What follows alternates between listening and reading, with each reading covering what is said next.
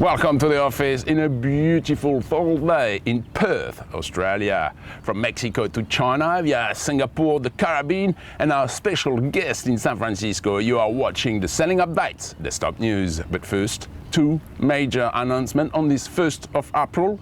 Destopnews changes hands and becomes the property of a major international television network. Oh, don't worry, nothing will change in the near future. However, one of the contra is to host these selling updates daily from out there in the ocean. And listen to this, it's not over. During yours truly's participation in the next Vendée Globe. I don't know about you, but I reckon we haven't heard the end of this. Anyway, for now, back to this week selling updates. The Singapore Sailing's calendar welcomes a very popular event with the Youth Sailing Championships. Yacht racing has become a major sport there, and several former Optimist world champions are attending the event. With the fantastic energy of their coaches, some sailors show incredible talent and maybe future Olympic successes, who knows? The organizers welcome a record participation this year with 357 young sailors.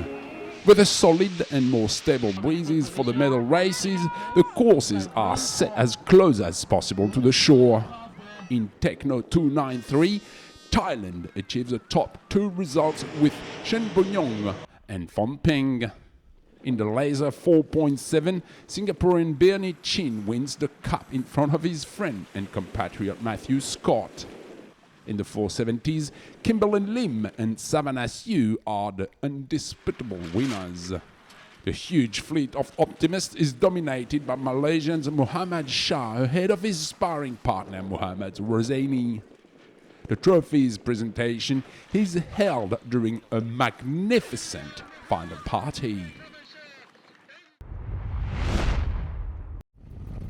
In Gorda, British Virgin Islands, 20 boats from 24 to 66 meters in length gather for 3 sumptuous days of racing. The Caribbean Superyacht Regatta. A gentle breeze of 12 knots blowing on day one sees the 112-feet Nilaya winning the Class A ahead of Super Maxi Leopard with Vasco Vascoto calling tactics. In Division B, all of the first 3 places are taken by the Swans, with Freya's victory on corrected time. Tempus Fugit, a new boat built along the lines of a J-Class, takes a sensational first place in Division C for her first outing. The second day offers a breathtaking sailing show with wind blowing 18 knots. Nilaya confirms her supremacy, but the battle for runner-up is fierce between Ohana and Itairos. In Class B, Twizzle wins the battle ahead of Freya. Both are equal first at the end of the day. Moonbird puts the record straight with a magnificent victory ahead of Seraphine in Class C. Following a final day held in the sparkling waters of Virgin Gorda, Nilaya with 112 score sheet wins the trophy ahead of the J-Class Rainbow in Class A. With a similar score, Freya takes the trophy ahead of Twizzle in Class B, while the Fitzroy Dubois designed Moonbird takes a narrow victory in Class C. The MexORC Copa is the second round of the 2014 Offshore Mexico Championships.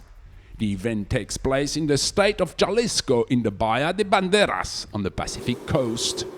Held in very light winds, the battle is in full swing on the day one and is dominated by Grand Illusion in ORR1, Veloce in ORR2 and Generalissimo in ORR3 classes. The fleet of boats ranging from 46 to 70 feet has a lot on day two held in unsteady conditions. The international teams demonstrate a high level of performance. The conditions harden over the course of the championships and the ranking starts to emerge. Despite the return of Veloce, Grand Illusion holds on to the lead over Vincitor in the overall standing. Hamachi gets the upper hand over Veloce and Alela and secures the trophy in ORR2 class. In ORR3, Bandido sails a clean series and overtakes early pace setter Generalissimo second and Dreadnought taking third.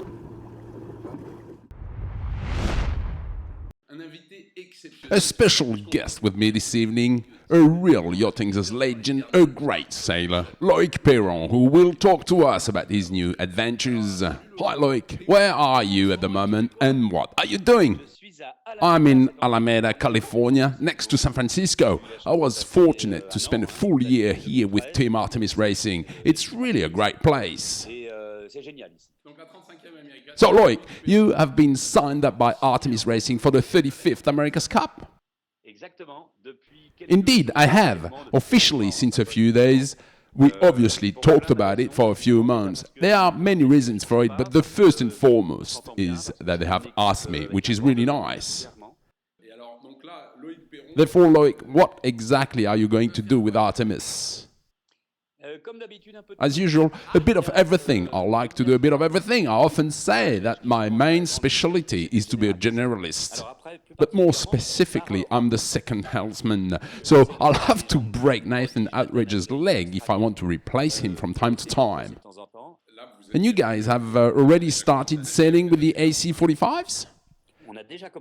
Yes, sailing has already begun. We launched our 2 boats here a few hours ago. We did our first training sessions towards the next America's Cup. I'm not implying that we have to learn everything again, but the goal in this sailing game is to actually go yacht racing early on.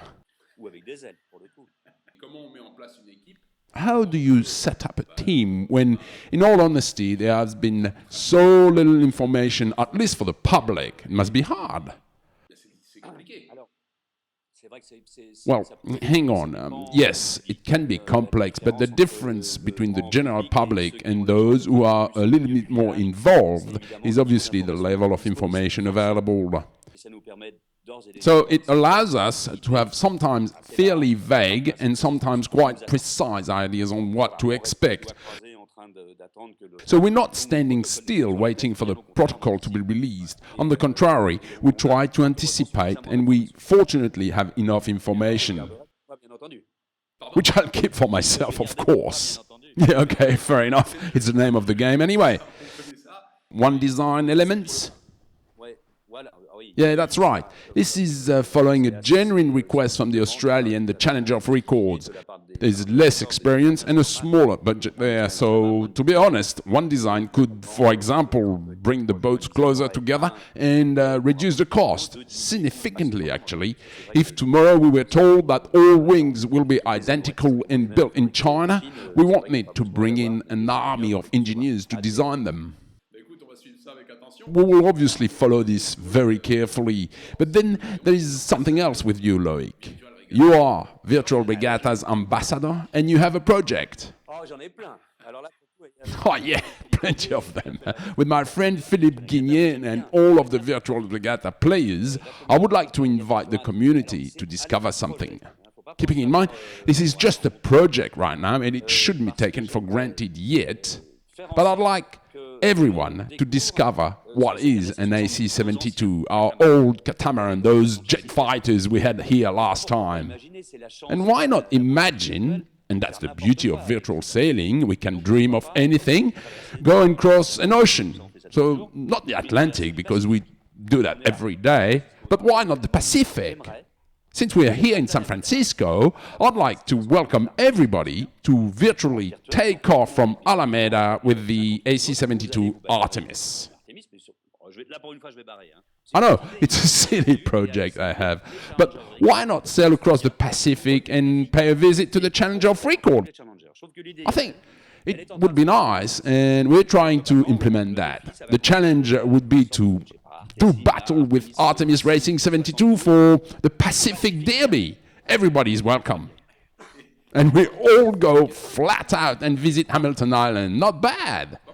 Yes, and we would go super fast. It's actually going to be very interesting because for the first time, the Virtual Regatta fans will cross an ocean at speed never reached before. Just crossing weather systems much faster. Well, look, thank you very much for this great chat together. Thanks to you. We were a bit long, but that's all right. Thank you, and good night. Rendezvous next week. Same time, same place. Until then, goodbye and fair sailing.